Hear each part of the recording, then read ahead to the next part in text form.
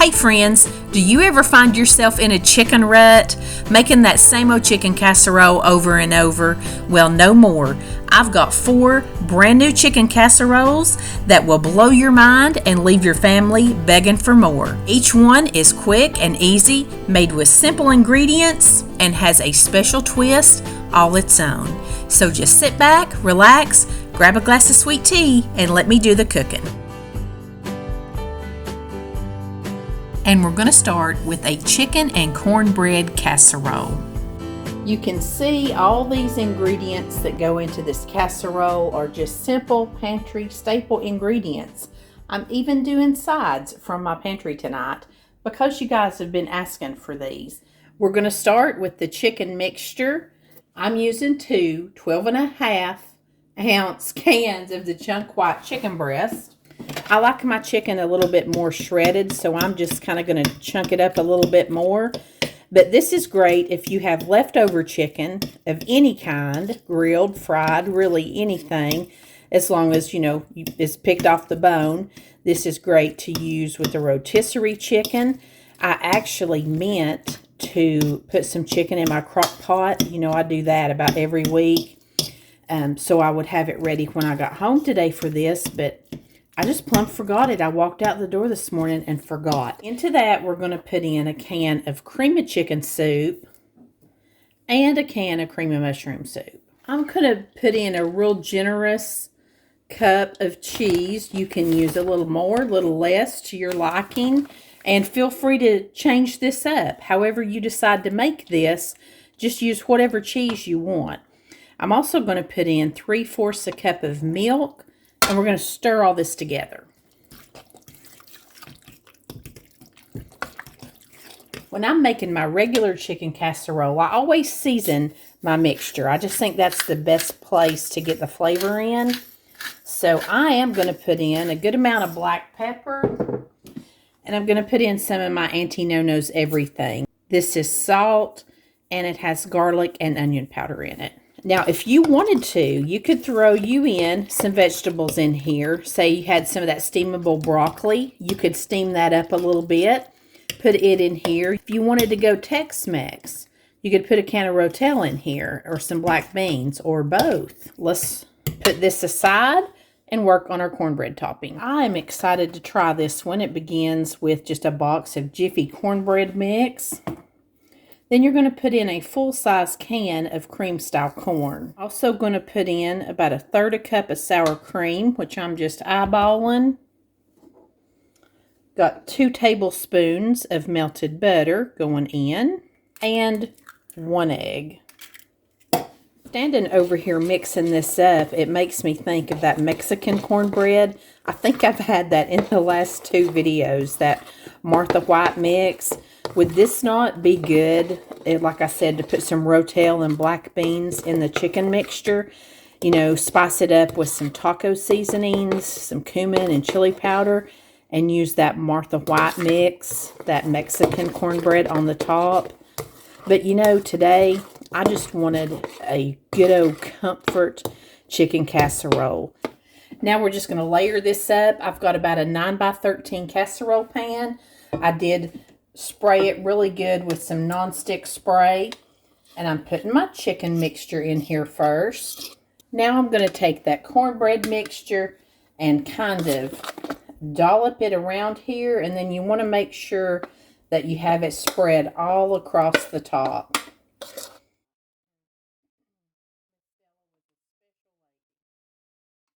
Okay, I am not going to cover this. I have my oven preheated to 400 degrees. Going to bake this for about 40 to 45 minutes. If you notice that it starts to burn, you can always just put some aluminum. I can't say that word. You can always put some aluminum foil over the top, kind of tint it to keep it from burning, but it would still cook.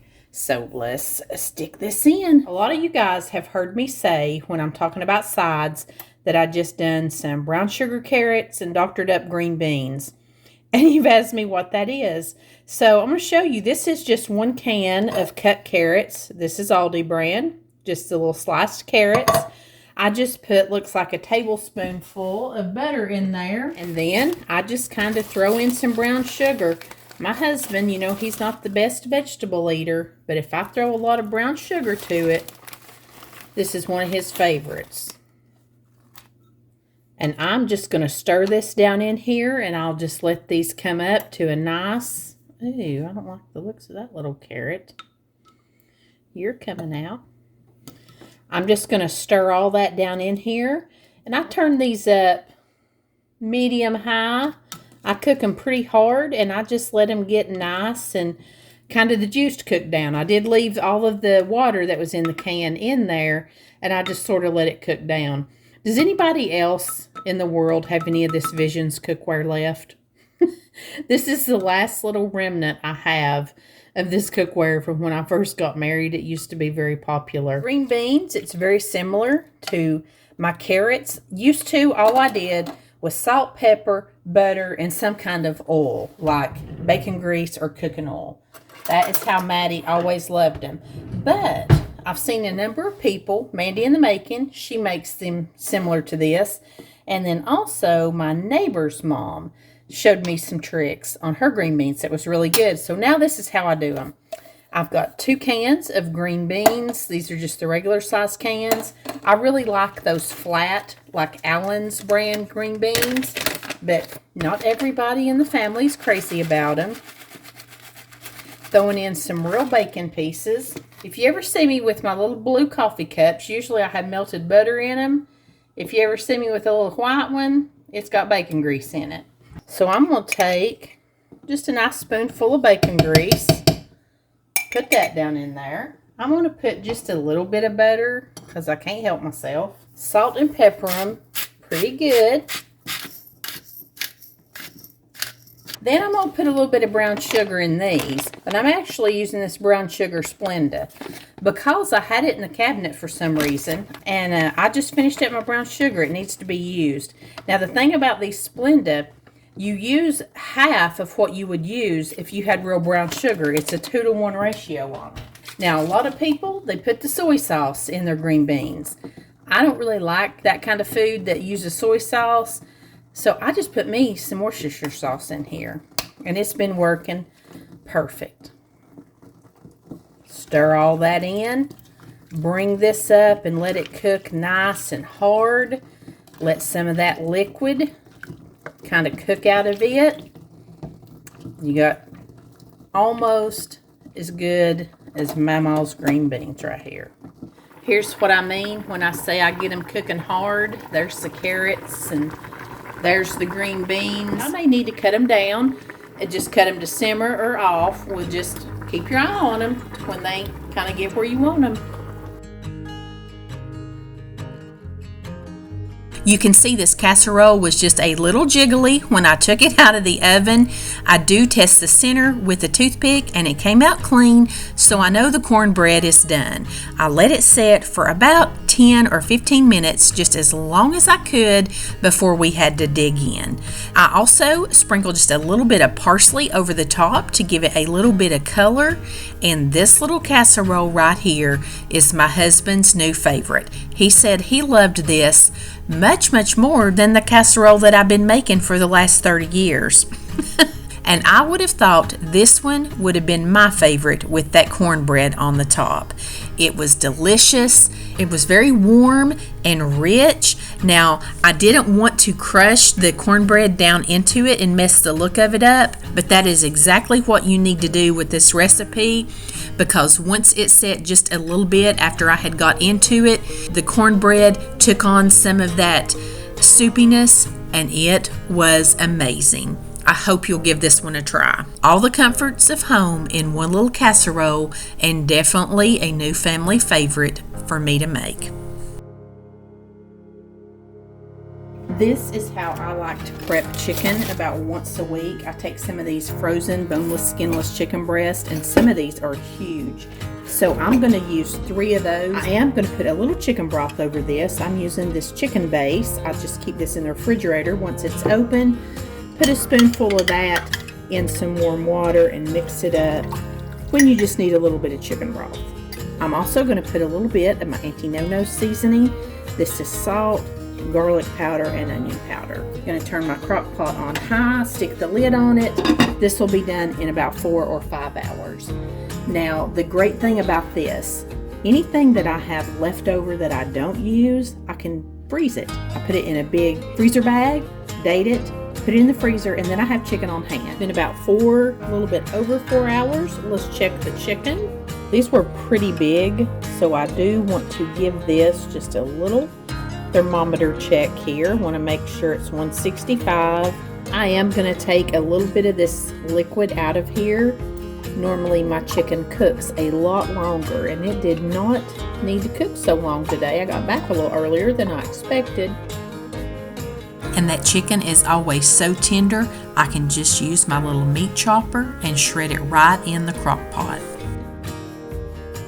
Before I start this next recipe, I just wanted to show my face and say welcome and hello to all of our new friends. We have a lot of new subscribers here. I'm Mel, this is my kitchen and my little corner here. I'm so glad that you've joined us. I am very excited to share all of these new chicken casserole dishes with you. With the cooler weather coming and fall here, I got to thinking about French onion, and I actually bought a couple cans of French onion soup. I thought I'm going to do some recipes with that. And I started looking and I thought this was very interesting. Then I read the ingredients. It's not French onion soup. But this is the recipe that got me inspired to make this video because I need some new and different chicken casseroles. But let me show you the ingredients for this French onion chicken bubble up casserole. But this is it. Cream of chicken soup, biscuits because it's a bubble up bake. We'll talk about the size of these here in a little bit. Cheddar cheese, the French fried onions, and look at this, French onion chip dip. If y'all have been here a while, you know I'm sort of obsessed with chips and dip. It's like one of my favorite snacks. So when I saw this, I was like, yes, please. Who needs that French onion soup? I'm trying this recipe. I always use the biggest mixing bowl that I have when I do the bubble up bakes because it takes a lot of room. But I've only got 2 cups of chicken in here. I'm going to put in 1 can of cream of chicken soup. Maybe. Going to put in 1 cup of the French onion dip, and with this dip you need to make sure it's the refrigerated kind that has sour cream in it. And if you don't have the refrigerated French onion sour cream chip dip, you can use any brand by the way, but if you don't have it, you could just use a cup of sour cream and put you like some Lipton onion soup mix in it, probably a tablespoon, or if it's me, I would probably just throw the whole envelope in. Also putting in 1 cup of shredded cheddar cheese. Then we're going to mix all of this together. Now we'll set this aside and start on our biscuits. Now the thing with the canned biscuits, it always says to use the juniors. It's like a 12-ounce can of 10 little biscuits. That is just practically impossible to find. So if you cannot find that, this is just a Grand's can and it's 16 ounces. So I did the math. Each one should be 2 ounces. So that would be 6 biscuits. And I'm also cutting them in 8 pieces because you're going to stir all of that into your chicken mixture. And in my opinion, it is just easier to mix it the smaller these pieces are. And you're also going to be wanting to make sure that they're like distributed really good throughout your casserole too. So like I said, 6 Grand's biscuits, and I'm cutting mine into 8 little pieces each biscuit. My 2 leftover biscuits, I've just put them in a baggie. I'll put them in the refrigerator, make them up this weekend with some more canned biscuits. And here comes the hardest part. You're just going to mix all of this together. And my heart is saying, oh, you need to put some seasonings in here. But remember, we have a cup of French onion chip dip in here. So I don't need any seasonings at all. Now I've got my 9x13 casserole dish all sprayed up. And I'm just going to turn this mixture out into the casserole dish.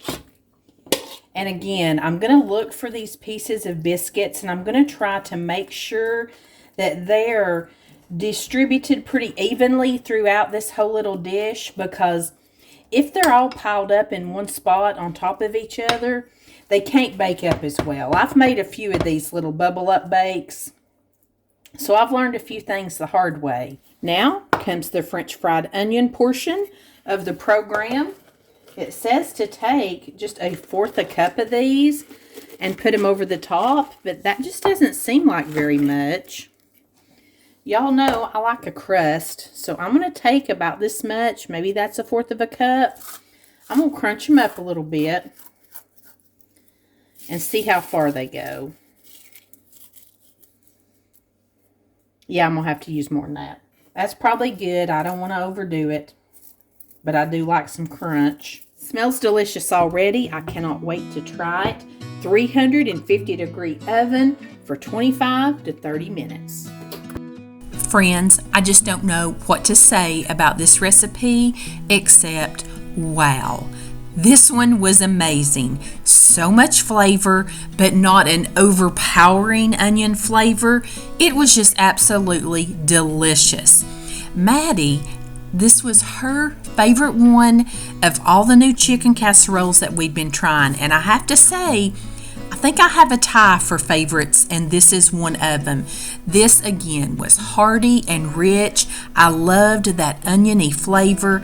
I just can't say enough good things about this one. I would have never thought about using the French onion dip, but looking back, it makes all the sense in the world, because how many things do I throw a pack of Lipton onion soup mix in? This one is quick, easy, and I love the biscuit bubble up casseroles, so I knew that we would probably love this one as long as everybody agreed with the onions. And we did. We loved it. Friends, I am excited about this one. It's an Italian chicken casserole. As you can see, it's the regular, everyday, normal people ingredients that you always see me use. Have this one mystery ingredient. This is some chicken broth where I made that chicken the other day in the crock pot. Poured that good broth off there, and then there was that leftover chicken. I'm starting by boiling 8 ounces of bow tie pastas. You could choose a spiral, you could do a penne, whatever you like or whatever you have on hand. Just cook you up about 8 ounces of it. Now, if you just want to cook this in the skillet, you want to go ahead and cook it all the way done. If you want to make a casserole out of it, you want to back off a couple of minutes before your pasta's done. I've got about 2 tablespoons of butter heating up here in my cast iron skillet. I'm going to put in, supposed to be about 1/4 cup of diced up red bell pepper, and then a small onion. And yeah, I'm just going to add that whole onion in. I'm going to be using some chicken that I have already cooked up in the crock pot this week. But now you could brown up some just chunk chicken breast in your skillet here. Do that first in this butter and get it cooked through like that. Of course, you can always use canned or rotisserie chicken. I'm also going to throw in the equivalent here of about 2 cloves of garlic. I'm just going to stir this all around and let this begin to get soft. I showed you my noodles cooking earlier. They're done. I've just got them sitting over here in their water. Now I'm going to add in this shredded chicken. This has already been cooked up the other day in the crock pot. And let's just kind of let everything get happy in here together. Again, my heart is wanting to throw some salt and pepper in here. And into this one, we're going to be putting a whole packet of Italian salad dressing mix, a little dry seasoning. So I'm definitely not going to put any salt in here. And you know what? I'm just going to use a little bit of black pepper, just a little.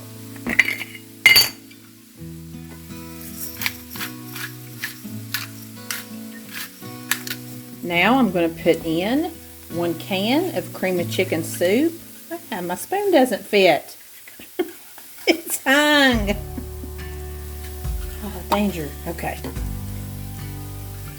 Just have to do it like that. Then I'm going to put in a cup of milk. And then I'm going to put in about 1/2 cup of that chicken broth from the other day. Now we're just going to kind of whisk all this together in here until it's all well combined and everything's smooth and creamy. Now I've taken half a block of cream cheese, that's 4 ounces, and I've tried to cube it up pretty small and just going to stir this in and get it all melted down in here. Okay, all my cream cheese is almost melted down, so I'm just going to go ahead and I'm going to add in a whole packet of the Italian salad dressing mix, the dry seasoning kind, and I have zesty. I'm going to put in 2 or 3 big tablespoons of this grated Parmesan cheese. Get all this mixed in. Ooh, I need to turn my heat down a little. Matter of fact, I'm just going to cut it off. That smells good. Now I'm going to put that 8 ounces of cooked pasta in here. Now you could just call it done at this point, and you could eat it just like this. Let it sit here and thicken up just for a minute. But if you want to do this casserole style, grease you like a 2-quart casserole dish, turn this out in it, sprinkle a little bit more Parmesan cheese on the top. The recipe said cook it 30 to 40 minutes. I don't want to mess up another dish. So here's what we're going to do. We're just going to cook it right here in this cast iron skillet. And I'm going to put me some panko breadcrumbs on top. I'm just going to try to get them kind of smushed down into this sauce so they'll be, kind of crispy but not hard. They'll get nice and brown. And I'm going to use some of this kind of shredded Parmesan over the top just to give it a little bit of extra meltiness. Not a whole lot, because we got plenty going on down in there. Alright, I'm going to throw this in a 350 degree oven, and I'm going to set mine for like 15 minutes and just look at it and see where I'm at, and then add a little bit more if I need to.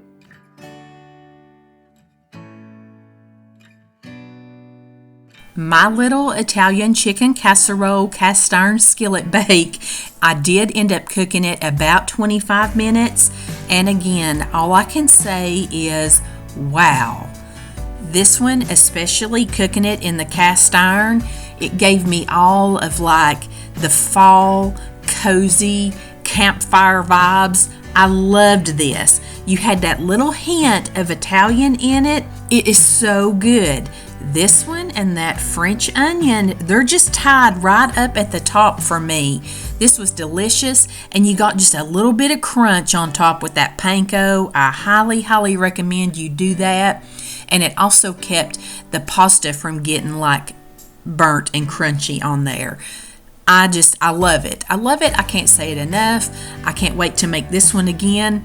And like I said, everybody has loved all of these. The next one is actually a chicken and potato casserole. Again, all very simple, basic, staple ingredients that you may have on hand. Starting with this can of cream of chicken with herbs. If you don't have this soup, just use a regular cream of chicken soup and throw you in some Italian seasoning. That is all the flavors that's in this canned soup. I'm also going to use about 8 ounces of sour cream. Going to mix those together a little bit, and then we are going to do some adding in of about 1.5 cups of some shredded cheddar cheese.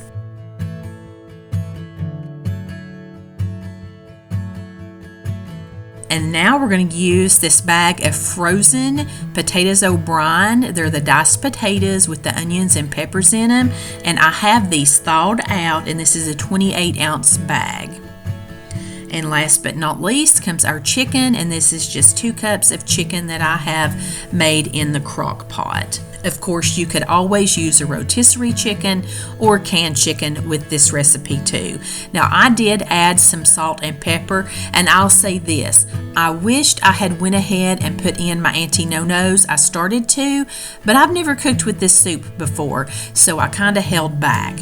Definitely put you some garlic powder and onion powder in there. But once you get all of that mixed together, you're going to put it in a greased casserole dish and just kind of spread it out there, and then we're going to make a crunchy topping. And you know what makes a chicken casserole for me is a crunchy topping. I've got this cup of the croutons and I just have crunched them up, and then I'm pouring in about a tablespoon of melted butter, and I'm just going to squish that all around to kind of coat those crouton crumbs in butter. Just kind of distribute that across the top of your casserole.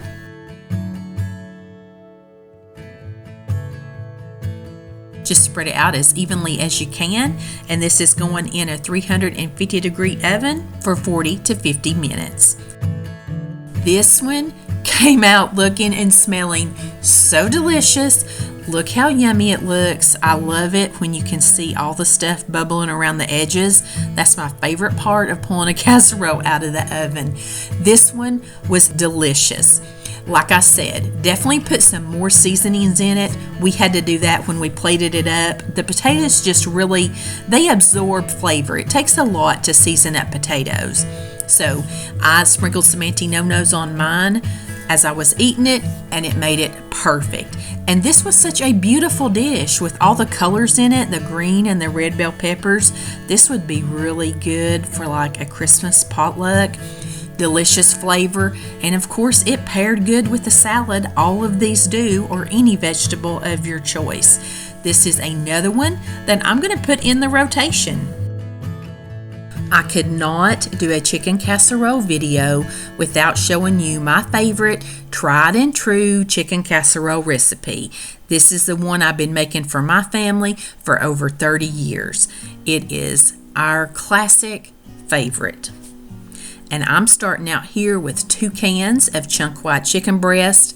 Like any of these, you can use canned, rotisserie, chicken you've cooked up, just whatever you have on hand. I'm just making mine in a little pie plate, and I use 1 can of cream of chicken soup. I use some mayonnaise. I'm not sure how much, probably about 3/4 of a cup, and I pour in some milk, maybe 1/3 of a cup here, and I'm just mixing all that together. And I do season this mixture with salt and pepper because I believe this is the best place to put that flavor in. The recipe that I will have typed out below for Stella's chicken casserole, I'm making about half of what that recipe calls for.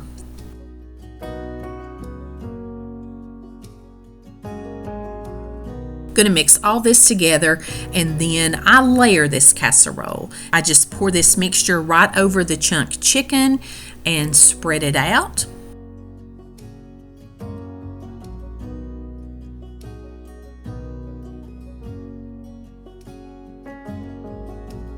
I come right over the top of that with a nice layer of cheddar cheese. And if I haven't said it, I just think cheddar cheese brings out the flavor of chicken so much. I think it just levels up any chicken casserole that you go to make. I do love using this Pepperidge Farm herb flavored seasoning on top of this casserole. I think that is the thing that I love best about it, and I just spread that out over the top of it.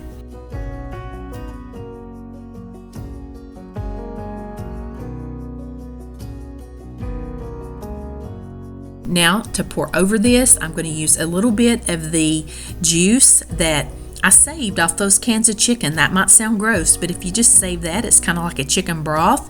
You can use chicken broth. If you don't have any, just melt some butter, and you're just trying to get that stuffing wet a little bit so that it doesn't, burn. I like to cover this one with aluminum foil, and I will put it in a 375 degree oven for about 30 minutes. Then I'll pull that aluminum foil off and cook it another 10 or 15 minutes till it's nice and brown. It always bubbles out the side, which, like I said, that's my favorite part. This recipe was handed down by the mother of a good friend of mine. Her name was Stella, and Stella passed away the end of September, just a few weeks ago. So be remembering her family in your prayers. Between her family, her daughter's family, my family, and all the countless folks that we've shared this recipe with, I can imagine how many hungry families have eaten this casserole and enjoyed it. This is also the casserole that I'm called to make to serve whenever we have a death in our church family. So it's fed a number of grieving families, weeknight meals. This is just my go-to chicken casserole. When I want home, when I want comfort, this is the casserole that I think of. There is definitely a chicken casserole out there with your name on it, no matter what your taste is. If you enjoyed this video, I would love it if you'd give it a big thumbs up. And if you're new here, subscribe so you never miss another video. I want to thank you for watching. I never take your time for granted. I appreciate you spending your Sunday nights with me. I've got another video up on the screen I think you might enjoy. And until next time, I send you love, as always, from my kitchen.